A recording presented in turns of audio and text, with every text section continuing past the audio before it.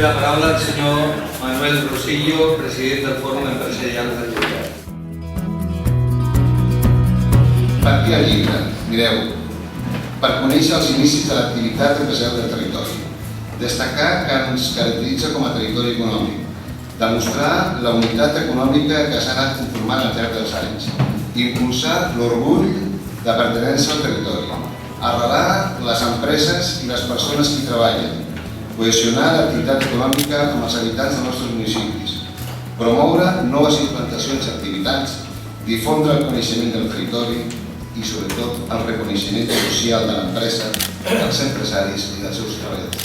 Francesc Cabanes, el gran professor, el gran historiador, també va ser barquer, també va ser empresari, també ha estat economista, també professor d'avui.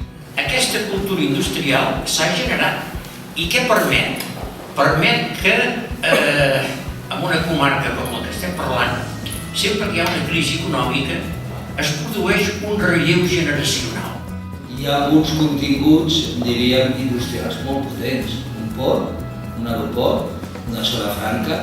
Empreses que han fet història, en el sentit que han desaparegut, però han fet història, i empreses que encara en fan, que es mantenen.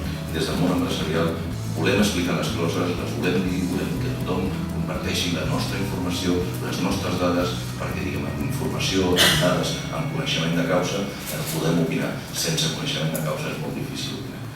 I felicitats als que heu fet aquí.